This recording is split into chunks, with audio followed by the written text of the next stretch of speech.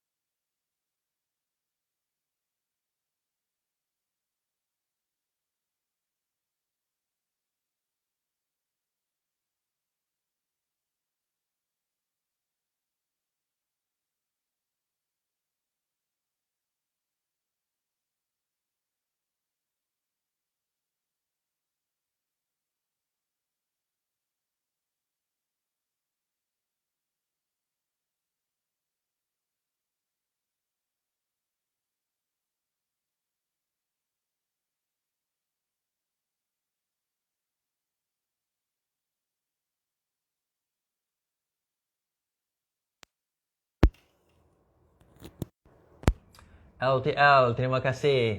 Volume tak kuat. Terima kasih, terima kasih. Tak ada suara, tak apa. Suara sangat perlahan Is. Okey, sekarang ni suara macam mana? Okey ke? Harap semua saya dah tukar sistem ni. Kita biasalah dalam keadaan macam ni. Baik kita prepare dengan benda yang lain kan. Sound check 1 2 3. Salam dari Melaka. Sound check 1 2 3. Suara. Okey, boys. Okey, terima kasih Raja Rama, Joyce. Tak ada suara. Sekarang salam. Tadi lah memang tak ada suara. Sekarang dah ada suara. Is slow. Sekarang macam mana? Long time no see bro. Thank you Hamilton. Long time no see. Selalu je ada. Suara tak ada. Sekarang okey ke? Okey. Mic power. Ni mikrofon power ni. Ada. Suara hilang. Tadi hilang lah. Sekarang dah ada balik dah. Oh ni lambat sikit kan. Ngamsoy. Alright.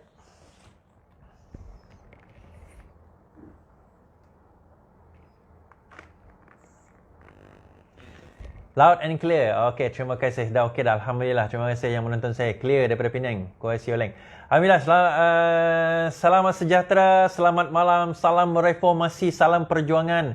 Kepada rakan-rakan yang menonton kita pada malam ini, terima kasih. Kepada yang share, yang bersama dengan saya, yang like, yang sebagainya lah. Macam-macam lah. Ada yang nak request untuk live dengan saya. Tapi tak boleh sebab saya buat horizontal. Dia kena vertical baru boleh. Cantik. Thank you Bacok. Okey, terima kasih. Alhamdulillah Zulida, terima kasih. Salam reformasi Alvirico.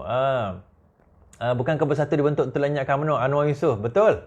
Kita tengok nanti insya-Allah. Kak Ida, YouTube tak ada kes. Tak ada Kak Ida malam ni sebab saya punya internet kat sini tak boleh stream at the same time. Tak boleh stream at the same time. So that's why kena buat atas Facebook saja. Tapi saya mula fikir macam tak nak buat live je malam ni, tapi terfikir kena buat. Dak Zarif, shout out, terima kasih. Suara okey dah, thank you. Salam Sonic, Izzat Muhammad. Yeah, headbang satu. Samarahan Asajaya hujan tu harap-harapnya tak banjir lah. Clear Ahmad Abu Dhabi, terima kasih daripada Abu Dhabi. Sorry Kak Ida, tak ada live dekat Facebook, dekat YouTube sebab saya tak boleh buat dekat YouTube dan Facebook serentak sebab internet slow. Dia kalau internet slow ni, kalau saya buat serentak memang confirm akan putus. Untuk kita nak buat slow. Kita nak buat serentak sekali. Jadi malam ni kita tak buat dekat YouTube lah. So malam esok insya-Allah kita akan buat kat YouTube. Lauren Sri yang Kuching ni Is. Kuching. Terima kasih orang Kuching. Teruskan menonton reformasi dari BTU tu apa? Bintulu ke Batu? Selangor tak ada air, Pahang banyak air boleh beli kan? Betul, banyak air sampai tenggelam Pahang. Salam reformasi Erna Wati, terima kasih. Salam reformasi dari Kuching, Kak Ida. Farahida Fauzi, salam dari Indra Mahkota Kuantan, Pahang. Macam mana Indra Mahkota, banjir ke tak banjir ni? Salam reformasi LTL, salam reformasi Irmi Ismail, terima kasih. Dari Langkawi, Chef Oi Oi. Terima kasih Chef.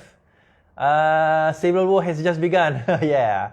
PJ hujan terima kasih. Hamdan semenyih panas terik. You ke mana-mana terik. Yang ayah you je. PM Midin tengah meeting dengan 21 kat Ibu Bersatu sekarang ini. Apa helah dia orang, itulah kita nak khianat susah. InsyaAllah. Kita cerita sejarah pengkhianatan ni tak payah pergi jauh-jauh lah. Sejuk Nazli sini pun lebih kurang serambat. Kita cerita sejarah pengkhianatan ni sebenarnya kita sendiri berada dalam, kita hidup dalam sejarah sekarang ini di mana kita melihat bagaimana sebuah kerajaan yang sah dijatuhkan, dikhianat oleh pengkhianat-pengkhianat, dan Tuhan kumpulkan mereka sebagai satu kumpulan pengkhianat ini, dan mereka keluar sebagai kumpulan pengkhianat, dan Tuhan letakkan mereka di satu kumpulan di mana mereka bercakaran, bergaduh, bertumbuk sesama sendiri, dan mereka kerajaan. Dan kumpulan yang jadi pembangkang yang kononnya dikatakan kalah itu duduk dengan diam dan relax dan tak adalah ada ribut, orang kata hurricane in the cup je lah, sikit-sikit. So kalau kita tengok sikit-sikit tu, tapi yang grup ini pecanggahan, pertumbukan, perpecahan, kutuk-mengutuk dia dalam keadaan yang sangat hebat. Sehingga kita rasakan macam tak boleh lah dia orang ni. So kita akan cerita malam ni insya-Allah. Sebenarnya apa yang kita boleh expect daripada perhimpunan pula mesyuarat majlis tertinggi pada malam ini yang sekarang ini rasanya sedang berlangsung. Dia baru ketibaan tadi lebih kurang dalam I think sejam yang lepas. Mungkinlah saya tengok berita tadi macam tu. Kalau tak jadi saya tak tahu. Sebab kita dapat berita pun semalam 2 hari lepas mengatakan bahawa MT akan bermesyuarat pada malam ini.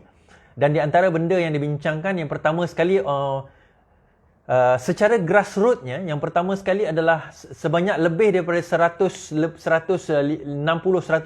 lebih daripada 190 lebih bahagian UMNO telah bersetuju mengatakan bahawa tidak ada, membawa usul untuk supaya tidak ada orang kata satu hubungan ataupun kerjasama dengan Bersatu dalam PRU yang akan datang, PRU ke-15. Dan untuk makluman juga, malam ini dikatakan Bersatu sedang mengadakan satu mesyuarat melihat kepada hala tuju mereka.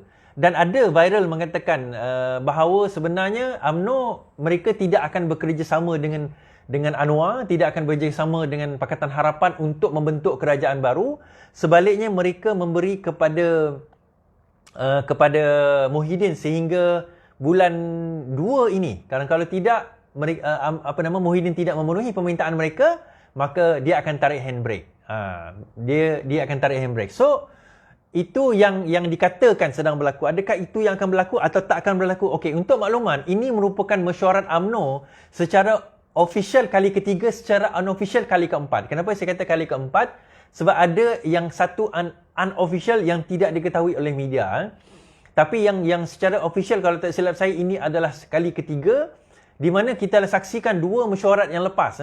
In fact, yang sebelum ini pun kalau kita tengok, kita dapat lihat bahawa bagaimana Ahmad Mazlan menggantikan Anwar Musa sebagai Setiausaha Agung Barisan UMNO pada bulan Mac tahun lepas. Pada masa itu saya menjangkakan bahawa sudah ada satu perpecahan yang hebat dan besar di dalam UMNO apabila mereka memecat. Dia kata memecat, dia kata saya diganti bukan pecat. Tapi kalau seseorang itu keluar daripada term dia, maksudnya seseorang itu berhenti sebelum tamat tempoh dia, itu dikatakan sebagai dipecat lah, bukan diganti. Kalau digantikan orang lain, masa dipecat lah tu. Jadi beliau telah dipecat daripada jawatan Setiausaha Agung UMNO dan dilantik sebagai Setiausaha Agung Barisan Nasional BN, Anwar Musa ni. Antara sebab yang paling utama kenapa beliau dipecat daripada Setiausaha Agung UMNO ialah kerana beliau telah bersetuju menerima jawatan di dalam kabinet Muhyiddin Yassin. Sepatutnya pada masa itu perjanjian ataupun understanding yang diwujudkan di kalangan UMNO adalah untuk bersama dengan Perikatan Nasional tanpa menyertai kabinet mereka. Maksudnya, mereka bersetuju membentuk kerajaan tetapi tidak bersetuju untuk menyokong kabinet Muhyiddin Yassin. Namun begitu, Anwar Musa dan beberapa orang yang lain telah menerima jawatan di dalam kabinet. Mula dia orang setuju untuk terima jawatan tetapi dengan syarat dibagi juga kepada majlis tertinggi. So, dia mengikut ranking lah. Sepatutnya jawatan timbalan Perdana Menteri itu bagi kepada Zahid Hamidi. Sebab dia adalah Presiden UMNO. Bayangkan Presiden UMNO langsung tidak mempunyai apa-apa jawatan di dalam kerajaan Perikatan Nasional, dan itu merupakan satu, kalau bukan satu tamparan dan juga satu templatekan dan juga satu penghinaan yang paling hina oleh Muhyiddin kepada UMNO. Saya tak tahu lagi apa yang kita nak panggil perkara tersebut. Jadi bila Zahid itu tidak dijadikan, tidak diberi sebarang jawatan, maka ia menjadi satu penghinaan, satu tanda penghinaan yang amat besar kepada UMNO. Jadi masalahnya adalah Zahid terlalu lemah daripada segi pentadbiran dalam menangani perkara ini. Dua mesyuarat yang sebelum ini, termasuk ketiga untuk mereka menarik sokongan kepada kerajaan Perikatan Nasional dalam voting yang lepas, tidak dilakukan. Walaupun itu yang sebenarnya hendak dilihat oleh rakyat. Kalau sebenarnya UMNO ini ada telur, dia dah boleh tarik handbrake secepat mungkin. Dia dah boleh ugut kerajaan yang sebagainya. Tetapi ugutan demi ugutan demi ugutan UMNO kepada Bersatu itu tidak berjaya. Ugutan demi ugutan itu tidak mendatangkan kesan pun. Mereka ugut kali pertama, tak berjaya. Ugut kali kedua, tak berjaya. Malah, baru-baru ini, ugutan kali ketiga oleh Tajuddin Ramli. Tak, Tajuddin Ramli. Yalah, Tajuddin lah, Pasir Salak. Esok harinya, terus terdapat satu polis report tentang bagaimana beliau telah songlap duit daripada prasarana. Itu kaedah, kaedah mereka nak mengugut, intimidation. Saya sebut sebagai political intimidation yang dilakukan oleh Bersatu bagi tujuan menakut-nakutkan lawan. Kita pun tahu bahawa Perhimpunan Agung UMNO ini akan menyaksikan siapa yang akan tersisih. Siapa yang akan tersisih daripada political agenda ini. Itu saya kata, saya dah ulang ni berkali-kali. Tuan-tuan perempuan mungkin dah tahu dah apa benda yang saya cakap. Bahawa dua kumpulan besar ini nampak jelas bahawa satu kumpulan yang Anwar Musa, Hishamuddin dan sewaktu dengannya ini, itu satu kumpulan. Dinamakan kartel dalam UMNO. Kemudian dikatakan kumpulan pengkhianat, Keris 13. 13 orang yang dikata menandatangani SD menyokong Datuk Seri Anwar Ibrahim menjadi Perdana Menteri, berada di dalam komponen UMNO ini. Dan kalau kita tengok 13, 91 campur 13, 91 campur 13 adalah 104. 104 dicampur dengan beberapa wakil daripada parti-parti yang lain, maka cukup untuk menumbangkan kerajaan yang ada sekarang. Jadi, adakah PN akan tumbang malam ini? Sebenarnya itu bergantung kepada berapa kuat UMNO untuk nak menghadapi situasi dan keadaan sekarang ini. Kita kena faham, tuan-tuan dan puan-puan, sebahagian daripada ahli parlimen UMNO masih berada di dalam kabinet Muhyiddin Yassin. Dan itu merupakan strategi Muhyiddin Yassin yang paling ampuh, dan beliau belajar tidak lain tidak bukan daripada Mahathir Mohamad, Tun Mahathir. Apa yang diajar kepada beliau itu adalah suatu yang sangat baik dan sangat berkesan. Bukanlah sangat baik, tapi maksudnya sangat efektif dalam beliau menangani satu kumpulan yang besar seperti ini. Cara nak menangani kumpulan yang besar seperti ini adalah dasar pecah dan perintah. Kita tengok masa zaman Pakatan Harapan dahulu, apa Mahathir buat? Dia tak bagi jawatan yang banyak kepada geng reformis di dalam Parti Keadilan Rakyat. Sebaliknya, dia bagi banyak jawatan kepada geng-geng kartel di dalam Parti Keadilan Rakyat, Azmin, Zuraida. Dan jawatan tu jawatan-jawatan yang besar tau. Siva Rasa, kalau kita tengok Xavier, dia dapat jawatan-jawatan yang besar di dalam kabinet Mahathir. Dan dia bagi jawatan penuh kepada menteri-menteri ahli parlimen yang parti dia tak besar, seperti Amanah, kita kata. Mempunyai hampir kesemua daripada 11, hampir 9-10 orang adalah menteri penuh atau timbalan menteri memegang jawatan tersebut. Atas dasar apa? Kerana mereka tahu parti-parti yang kecil ini akan mudah takkan menggugat Tun Mahathir. Sebaliknya, parti yang besar seperti Keadilan yang memenangi 50 kerusi, hampir 50 kerusi pada waktu itu, boleh menggugat Mahathir sekiranya mereka memegang jawatan yang besar. And sure enough, kita nampak dalam pengkhianatan tersebut, bila Mahathir meletak jawatan atas desakan daripada geng-geng pengkhianat ini, kita dapat lihat betapa selepas itu ada pula golongan-golongan yang terhutang budi dengan Tun ini. Membentuk kerajaan, lepas itulah kita kena bersama dengan Tun lah dan sebagainya. You see macam mana the plan works. So, the same actually dibuat oleh Bersatu, dibuat oleh Muhyiddin Yassin. I think dia punya mastermind tidak lain tidak bukan Azmin juga sebenarnya. Iaitu apabila mereka memberi jawatan kepada orang yang tidak penting. Jawatan yang sangat penting. Kita bagi contoh Adham Baba. Dr. Adham, kalau kita tengok, Dr. Adham sebelum ini bukanlah seorang yang sangat dikenali pun. Seorang yang tak dikenali pun di dalam dunia politik kita. Kita tahulah, tapi among politician mungkin kenal lah Dr. Adham ni kan. Tetapi dapat jawatan yang paling penting antaranya, apa jawatan dia? Menteri Kesihatan. Mempunyai bajet yang sangat besar. KPKT dan KPKT tak payah cerita lah, dia bagi kekalkan kepada Zuraida. Azmin dikekalkan, dia letakkan kepada MITI. Tok Pa bersatu, dia letakkan sebagai Menteri Ekonomi. Dan ekonomi serta MITI, dua-dua melibatkan ekonomi. Serta Menteri Komunikasi, tiga-tiga dipegang oleh orang bersatu. So kalau kita tengok, kesemua jawatan-jawatan yang sangat penting. Komunikasi, kita tengok Saifuddin Abdullah.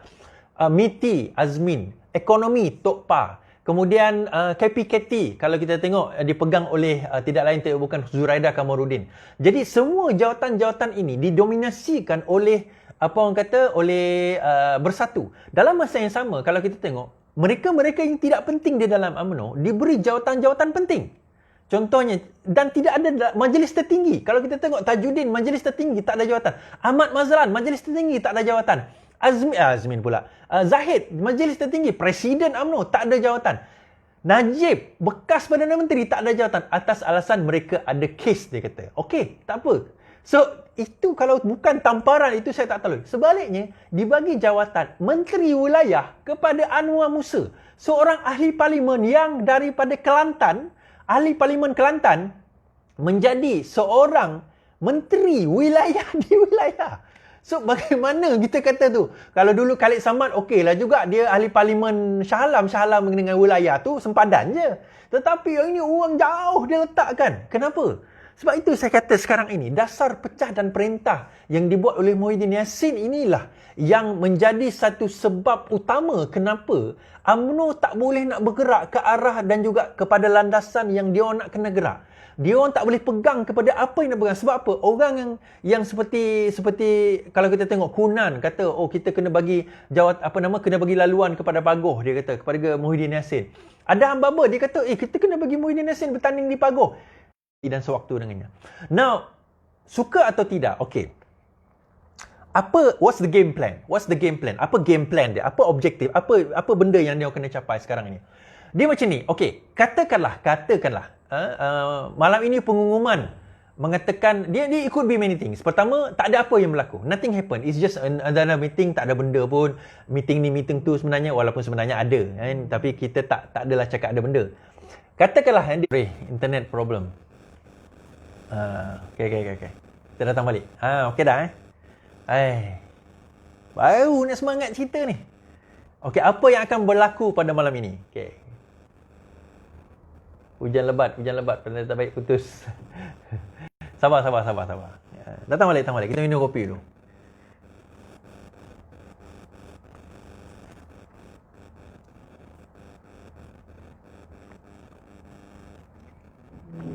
Apa yang kita boleh expect akan berlaku insya-Allah? Dia yang pertama sekali kita boleh expect, nothing happen. Tak ada apa.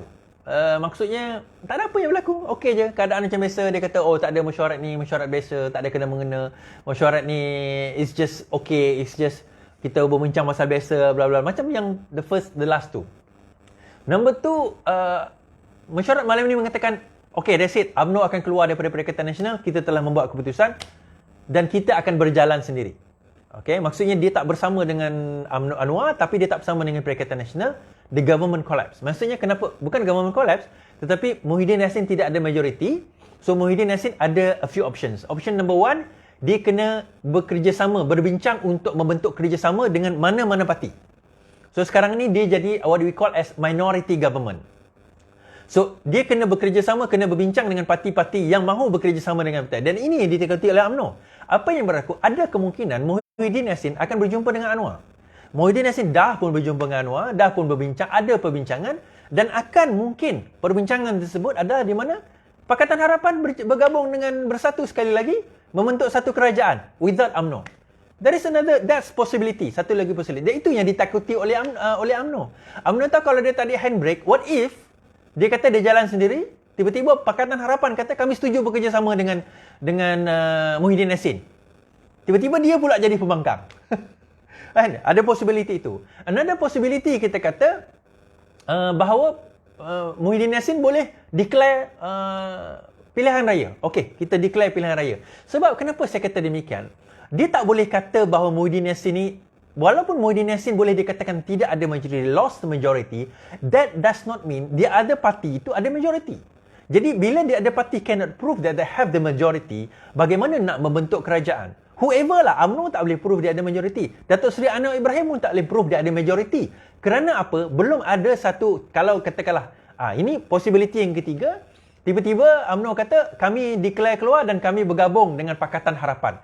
Okey, yang itu, there is a possibility untuk membentuk kerajaan kalau dia buat announcement sedemikian. Namun kalau dia buat announcement, kami keluar dan kami tak nak bergabung dengan sesiapa. Kami nak jalan sendiri, dia kata. So, if you look at the possibility, maka kita tak boleh kata Muhyiddin Yassin telah jatuh. Sebab apa? Nobody commands majority. Pakatan Harapan ada 108 lah. Katalah Pakatan Harapan 91 campur dengan warisan pembangkang ada 108. Kemudian 108 warisan pembangkang tu pun belum tentu mereka bergabung sebagai satu coalition. Perlu ada bukti bahawa mereka bergabung sebagai satu coalition. Barulah boleh membentuk kerajaan baru. Another possibility adalah di mana malam ini dia kata dia declare bahawa kami akan menyertai Pakatan Harapan. Itu kita dah sebut tadi. Another possibility dia kata kami tarik handbrake dan sekarang dan kami minta diadakan pilihan raya. Yang itu terpulang kepada Perdana Menteri, terpulang kepada Agong, Yang di-Pertuan Agong untuk memperkenankan sama ada akan berlaku pilihan raya atau tidak. Now, all that kalau kita letakkan into its own rightful compartment, kita akan lihat, kita letak dalam tempat yang tersendiri. Whatever pilihan yang dibuat oleh UMNO pada malam ini sebenarnya menguatkan Pakatan Harapan.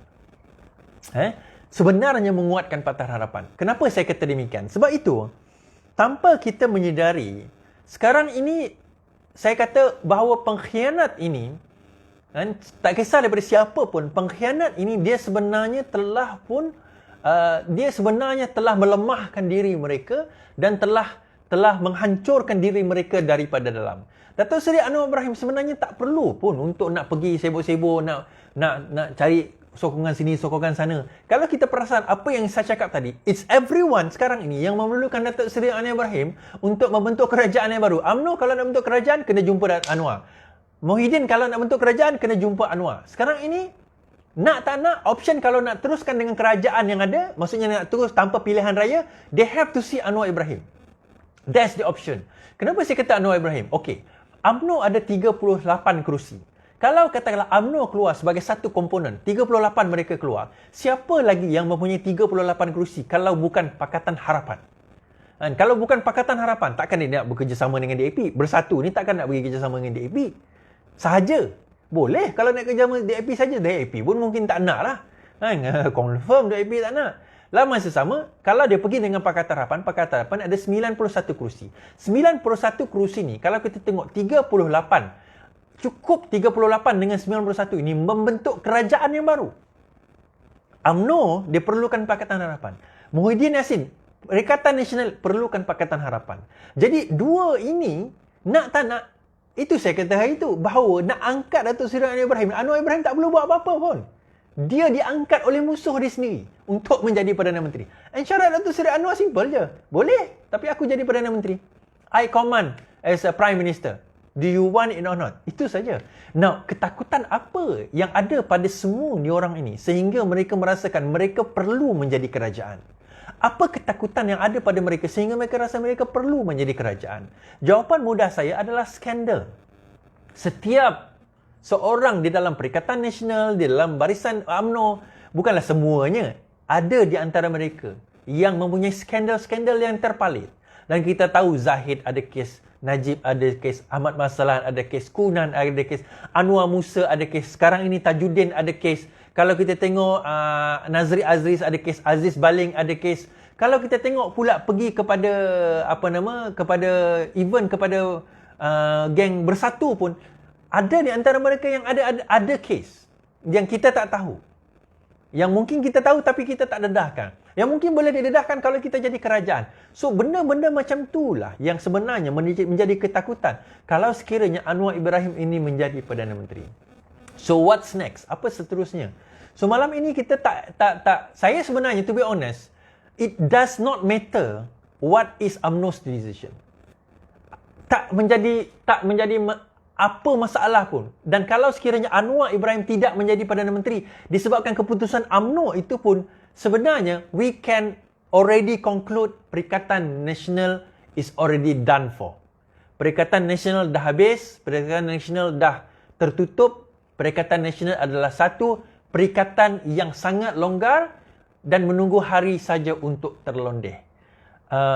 The grassroots of UMNO sudah bersuara dalam sebelum di peringkat mesyuarat bahagian, dan mereka telah menyatakan bahawa in the next election they will not be